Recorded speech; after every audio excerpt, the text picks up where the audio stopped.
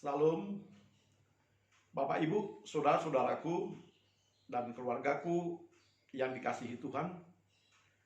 Pada minggu yang berbahagia ini, firman Tuhan yang menjadi renungan bagi kita adalah dari kitab 1 Samuel pasal 15 ayat 34 sampai pasal 16 ayat 13. Bapak Ibu, saudara-saudaraku, mari kita berdoa. Terpujilah Engkau Tuhan yang memberikan kepada kami pada hari ini persekutuan dengan firman-Mu. Bersabdalah Engkau Tuhan dan curahkan Roh Kudus-Mu kepada kami, agar kami dapat memahami, mengerti, dan melakukan kehendak-Mu. Di dalam nama Tuhan Yesus kami berdoa. Amin.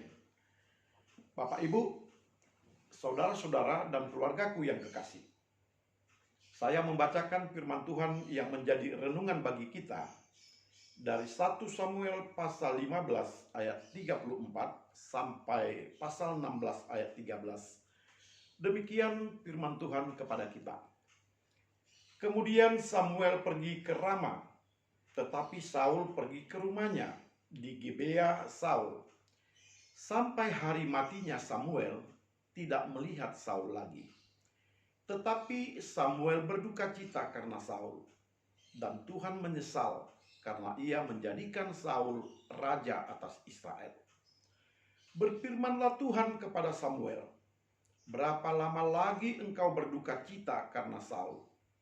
Bukankah ia telah kutolak sebagai raja atas Israel? Isilah tabung tandukmu dengan minyak dan pergilah. Aku mengutus engkau kepada Isai orang Betlehem itu, sebab di antara anak-anaknya telah kupilih seorang raja bagiku." Tetapi Samuel berkata, "Bagaimana mungkin aku pergi? Jika Saul mendengarnya, ia akan membunuh aku. Firman Tuhan, bawalah seekor lembu muda dan katakan, aku datang untuk mempersembahkan korban kepada Tuhan. Kemudian undanglah Isai ke upacara pengorbanan itu. Lalu aku akan memberitahukan kepadamu apa yang harus kau perbuat. Urapilah bagiku orang yang akan kusebut kepadamu." Samuel berbuat seperti yang difirmankan Tuhan. Dan tibalah ia di kota Betlehem. Para tua-tua di kota itu datang mendapatkannya dengan gemetar dan berkata, "Adakah kedatanganmu ini membawa selamat?" Jawabnya, "Ya benar, aku datang untuk mempersembahkan korban kepada Tuhan. Kuduskanlah dirimu dan datanglah dengan daku ke upacara pengorbanan ini." Kemudian ia menguduskan Isai dan anak-anaknya yang laki-laki dan mengundang mereka ke upacara pengorbanan itu. Ketika mereka itu masuk dan Samuel melihat Eliab, lalu pikirnya, sungguh di hadapan Tuhan sekarang berdiri yang diurapinya. Tetapi berfirman Tuhan kepada Samuel, "Jangan pandang parasnya atau perawakan yang tinggi, sebab aku telah menolaknya. Bukan yang dilihat manusia yang dilihat Allah. Manusia melihat apa yang di depan mata, tetapi Tuhan melihat hati." Lalu Isai memanggil Abinadab dan menyuruhnya lewat di depan Samuel. Tetapi Samuel berkata, "Orang ini pun tidak dipilih Tuhan." Kemudian Isai menyuruh Sama lewat. Tetapi Samuel berkata, "Orang ini pun tidak dipilih Tuhan." Demikianlah Isai menyuruh ke-7 anaknya lewat di depan Samuel. Tetapi Samuel berkata kepada Isai, "Semuanya ini tidak dipilih Tuhan." Lalu Samuel berkata kepada Isai, "Inikah anakmu semuanya?" Jawabnya, "Masih tinggal yang bungsu, tetapi sedang mengembalakan kambing domba." Kata Samuel kepada Isai, "Suruhlah memanggil dia, sebab kita tidak akan duduk makan sebelum ia datang kemari." Kemudian disuruhnyalah menjemput dia. Ia kemerah-merahan, matanya indah dan paras eloknya. Lalu Tuhan berfirman, "Bangkitlah, urapilah dia, sebab inilah dia." Samuel mengambil tabung tanduk yang berisi minyak itu dan mengurapi Daud di tengah-tengah saudara-saudaranya. Sejak hari itu dan seterusnya, berkuasalah roh Tuhan atas Daud. Lalu berangkatlah Samuel menuju Rama. Amin. Bapak, Ibu, saudara-saudaraku dan keluargaku yang kekasih. Ketika kita melihat Saul ditolak, tentu kita berpikir, mengapa Saul ditolak oleh Tuhan? Bukankah dia telah diurapi oleh Samuel? Dan bukankah Tuhan juga telah menyetujui bangsa Israel untuk mendapatkan seorang raja? Raja Saul adalah seorang raja yang dipilih. Dan Tuhan menyuruh Samuel mengurapi dia. Tetapi kita mendengarkan di ayat 34 bahwa Samuel telah pergi ke Rama dan Saul pergi ke rumahnya di Gibea Saul. Oleh karena ketika itu Samuel telah mengatakan kepada Saul bahwa engkau telah ditolak oleh Tuhan sebagai raja. Ketika itu memang Raja Saul berusaha membujuk Samuel. Janganlah tinggalkan aku. Di ayat 24 dia berkatalah Saul kepada Samuel, aku telah berdosa sebab telah kulangkahi titah Tuhan dan perkataanmu. Aku telah berdosa, tapi jangan kau tinggalkan aku. Dan dia berusaha menghalangi Samuel untuk pergi dari hadapannya. Tetapi Samuel pergi, sekalipun Saul berusaha untuk menahan Samuel, bahkan menarik jubah daripada Samuel sehingga jubah daripada Samuel terkoyak. Bapak, Ibu, saudara-saudara, apa alasannya sehingga Saul ditolak menjadi raja? Bukankah dia adalah raja pilihan? Bukankah dia telah diurapi? Saudara-saudara, penolakan Saul menjadi raja setelah sekian lama dia diberkati, diurapi, disertai di dalam kepemimpinannya. Tetapi hari ini dia ditolak. Tak lain dan tak bukan adalah ketika Raja Saul telah melanggar perintah Tuhan. Sebagaimana telah dikatakan di dalam ayat 24 tadi. Aku telah berdosa sebab telah kulangkahi titah Tuhan. Telah kulangkahi titah Tuhan. Telah kulanggar firman Tuhan. Inilah yang menjadi persoalan. Mengapa Raja Saul ditolak oleh Tuhan? Perintah apa yang dilanggar oleh Raja Saul sehingga demikian marahnya Tuhan dan menolak Saul menjadi raja seterusnya? Bapak, Ibu, saudara-saudara, jikalau kita membaca dengan baik tentang pasal 15, di sana jelas dikatakan cerita penolakan Raja Saul ini, yakni ketika Raja Saul berperang dengan Agag, yakni Raja Amalek bersama dengan orang-orangnya. Ketika itu telah dititahkan oleh Tuhan kepada Samuel agar Raja Saul ini melakukan peperangan bumi hangus, atau dikatakan sebagai peperangan herem di dalam bahasa Ibrani-nya. Herem ini adalah peperangan di mana tidak boleh ada satu orang pun yang hidup dan tidak boleh mengambil apapun yang telah direncanakan untuk di bumi hanguskan. Bapak, Ibu, saudara-saudara, yang dikehendaki oleh Tuhan kepada Saul adalah ketaatan. Dan ketaatan ini adalah sebuah ujian kepada Raja Saul, apakah dia siap untuk taat meskipun banyak godaan.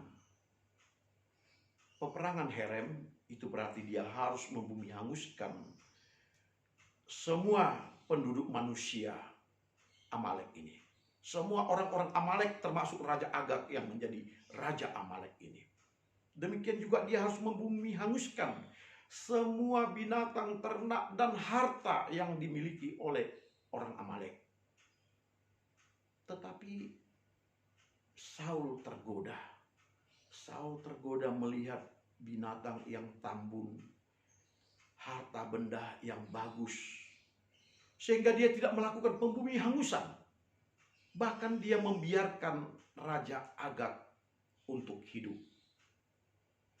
Bapak Ibu, ketidaktaatan inilah yang telah menyebabkan Saul ditolak menjadi Raja Israel seterusnya. Dia tidak taat kepada Tuhan. Sementara ketika dia diurapi menjadi raja, dia diurapi dengan sumpah, dengan memegang Taurat, dan mengatakan bahwa dia akan berlaku setia. Dia akan taat kepada Tuhan. Dan suara Tuhan menjadi suara yang didengarkannya dan perintah yang harus ditaati, dilakukan di sepanjang dia memerintah sebagai raja. Mengapa dia gagal melaksanakan perintah itu? Bukankah perintah itu sederhana? Dia harus melakukan peperangan Herem, pembumi hangusan. Tetapi mengapa dia gagal? Bapak, Ibu, saudara-saudara, dia melihat binatang yang tambun, harta yang banyak. Dan dia silau melihat harta itu. Sehingga dengan harta yang banyak itu, dia lupa bahwa ketaatan kepada Tuhan lebih penting daripada harta. Lebih penting daripada sesuatu yang menyenangkan hatinya, yang memberikan kenikmatan kepada dirinya. Bapak, Ibu, saudara-saudara, harta memang penting. Fasilitas penting, kemewahan penting, ternak sebagai hasil rampasan sangat penting. Tetapi yang terpenting dan terutama adalah ketaatan kepada Tuhan. Ini yang terpenting. Ini yang tak dapat untuk diabaikan. Ini yang paling utama. Dan untuk itu dia harus sanggup melawan godaan untuk memiliki harta benda itu. Mungkin saja para tua-tua, para pahlawan perangnya, semuanya meminta kepada Saul untuk tidak melakukan Herem, pembumi hangusan. Mereka mungkin mengatakan, sayang dong, binatang-binatang yang tambun itu kita binasakan. Sayang dong, harta mereka kita abaikan begitu saja, kita bakar. Sayang dong, kalau semua yang baik-baik itu, yang bagus-bagus itu harus kita musnahkan. Marilah kita ambil untuk diri kita. Mungkin banyak pahlawan-pahlawan perangnya, para tua-tuanya mengatakan itu kepada Saul. Dan Saul tergoda untuk menuruti kehendak mereka. Mestinya seorang raja lebih setia kepada Tuhan daripada peraturan, daripada perkataan, daripada sesuatu yang disampaikan oleh anak buahnya. Bahkan daripada orang-orang banyak yang memberikan komentar kepada dia. Mestinya Saul lebih setia kepada perkataan Tuhan. Tetapi dia telah mendengarkan anak buahnya, orang-orang di sekitarnya, sehingga dia gagal untuk taat kepada Tuhan. Bapak, Ibu, saudara-saudara, seorang pemimpin diurapi oleh Tuhan, dia harus taat kepada Tuhan. Di dalam genggaman tangannya lah keberhasilan sesuatu yang dipimpinnya, kerajaan yang dipimpinnya. dia bertanggung jawab untuk mensukseskannya. Mestinya dia lebih banyak bertanya kepada Tuhan, mendekatkan diri kepada Tuhan, taat kepada Tuhan, mematuhi apa yang dikatakan oleh Tuhan, bukan mendengarkan orang-orang di sekitarnya. Inilah kegagalan Raja Saul. Dia gagal menjadi raja yang mendengarkan Tuhan. Dia gagal menjadi raja yang taat kepada Tuhan. Dan untuk itu, dia harus bayar mahal ketidaktaatan ini dengan penolakan Tuhan terhadap Raja Saul. Lalu kemudian Samuel disuruh Tuhan untuk mencari raja yang baru. Siapakah raja yang baru itu? Bapak, Ibu, saudara-saudara, kita selalu melihat raja baru hendaklah seorang yang gagah, seorang yang kuat, seorang yang mempunyai fasilitas, yang memang sangat pantas dari perawakannya dan dari segala macam yang kita lihat. Tetapi Bapak dan Ibu, saudara-saudara, bagi Tuhan bukan apa yang dilihat oleh manusia, tetapi selalu apa yang dilihat oleh hati. Manusia selalu melihat perawakan, penampilan luar, tetapi sering tidak melihat perawatan yang di dalam diri kita ini. Manusia gagal melihat hati. Manusia gagal melihat komunikasi dengan baik kepada Tuhan. Sehingga manusia selalu memilih apa yang berdasarkan matanya, berdasarkan pendapatnya sendiri untuk dipilihnya. Kita belajar dari apa yang telah dilakukan oleh Samuel. Ketika Tuhan mengatakan kepada dia, carilah seorang raja yang akan kupilih. Urapilah dia, urapi bagiku, dan dia akan kuberitahukan kepadamu.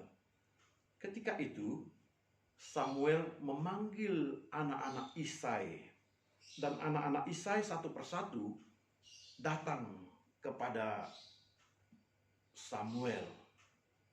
Ketika anaknya yang pertama, yang bernama Eliab, datang ke hadapan Samuel, Samuel sempat terkecoh. Oleh karena Eliab ini adalah seorang yang gagah, seorang yang luar biasa, penampilannya, sosoknya mengagumkan. Sampai-sampai Samuel berpikir, sungguh di hadapan Tuhan sekarang berdiri yang diurapinya. Dia berpikir, Eliab inilah yang dipilih Tuhan. Eliab inilah yang akan diurapi Tuhan. Tetapi Bapak dan Ibu, saudara-saudara yang kasih, Tuhan berkata, janganlah pandang parasnya atau perawakannya yang tinggi, sebab aku telah menolaknya. Mengapa Tuhan menolaknya? Tuhan mempunyai pandangan yang tepat untuk pemimpin yang baik. Yang pertama, Tuhan selalu melihat isi hati daripada manusia tersebut. Apa isi hatinya? Banyak orang kadang-kadang ketika dipilih, dia justru memperkaya dirinya. Dia justru lebih mengutamakan kepentingan kelompoknya. Dia justru akan lebih memfokuskan bagaimana kemuliaan bagi dirinya sendiri dan puji-pujian bagi dirinya. Orang ini tak tepat bagi Tuhan. Karena yang bagi Tuhan yang paling tepat adalah orang yang memiliki hati yang cinta kepada Tuhan.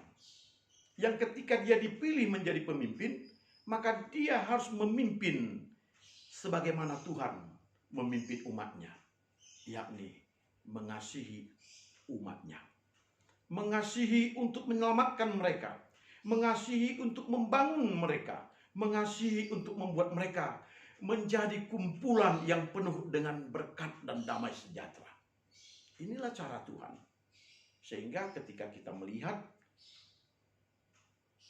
orang tersebut hanya untuk dirinya sendiri, Tuhan tidak akan pilih dia. Kalaupun dia terpilih, dia pasti tidak akan taat kepada Tuhan. Sebagaimana Saul dipilih tetapi kemudian tidak taat. Dan Tuhan mencabut kembali mandat dari Raja Saul karena ketidaktaatan itu.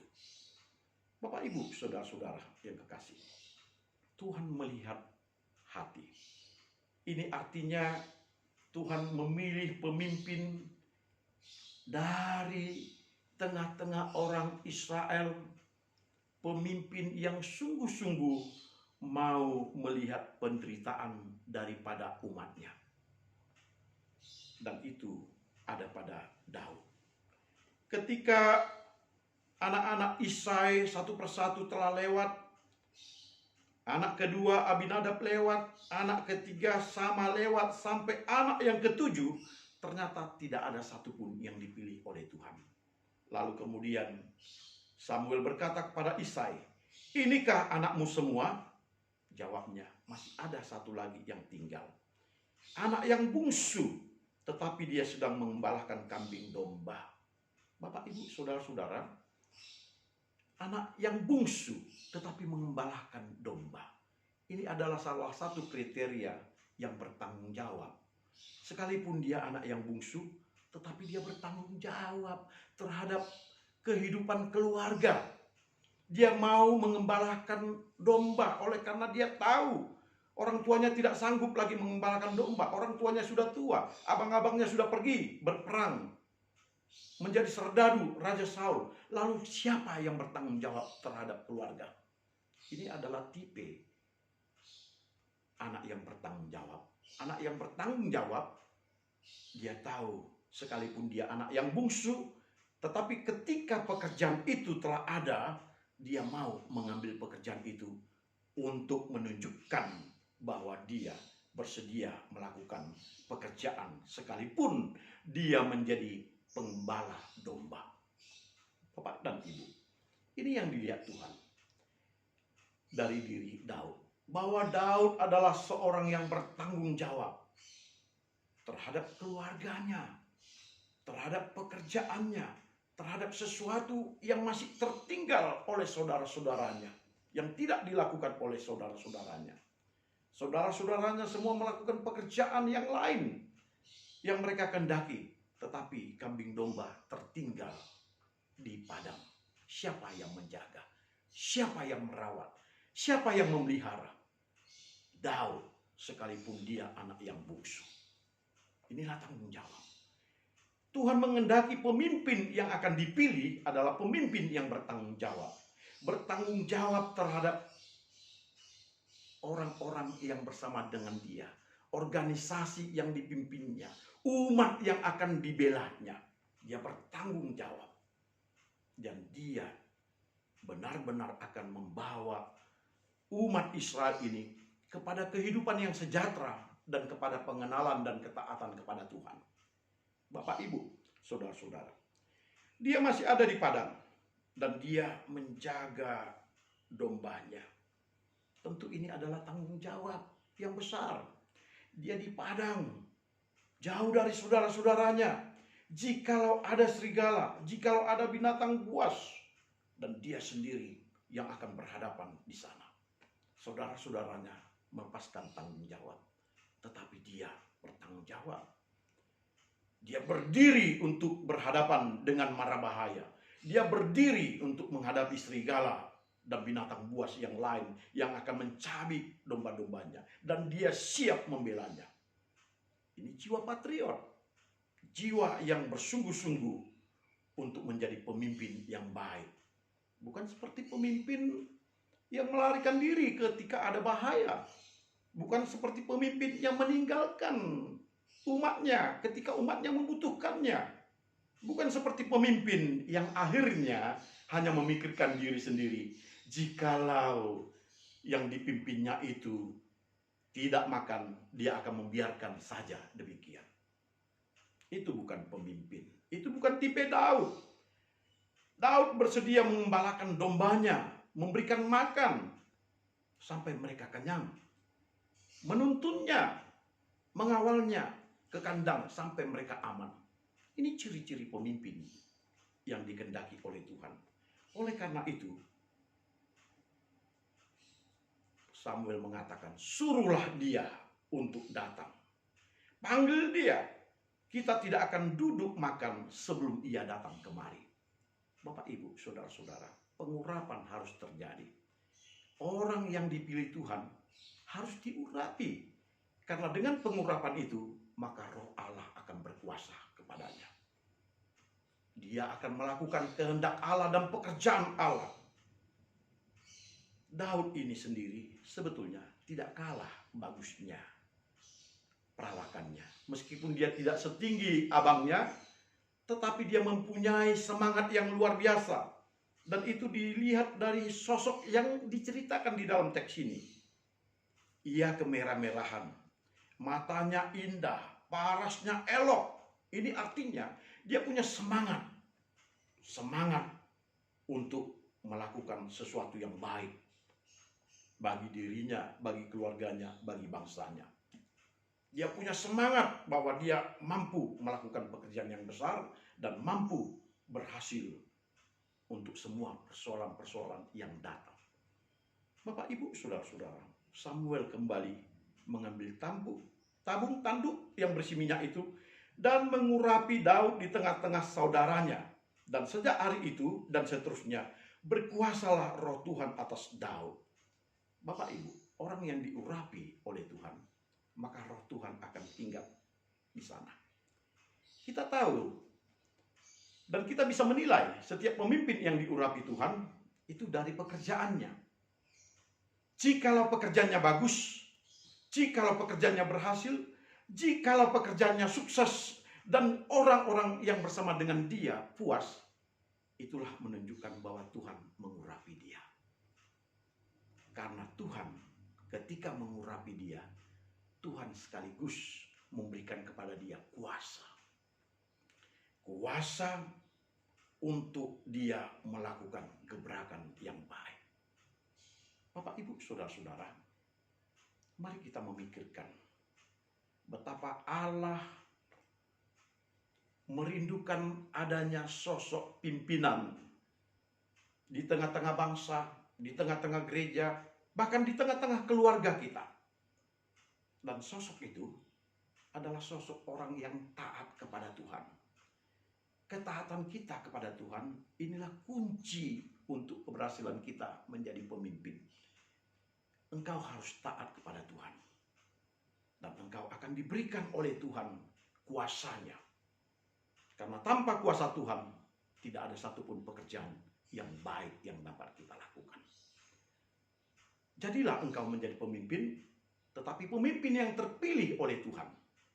Pemimpin yang bersungguh-sungguh, pemimpin yang bertanggung jawab, maka Tuhan akan memberikan kepadamu pengurapan yang selamanya. Jangan seperti Saul, yang lebih banyak mendengarkan bawahannya, yang lebih banyak mendengarkan tua-tua, orang-orang di sekitarnya, dan akhirnya dia jatuh kepada ketidaktaatan, dan Tuhan menolak dia menjadi raja. Tetapi jadilah Daud. Sekalipun dia tidak ada di tengah-tengah saudara-saudaranya, tetapi dia dicari, diurapi, dan dia menjadi raja yang baik di mata Tuhan. Kiranya Tuhan memberkati kita. Amin. Salam.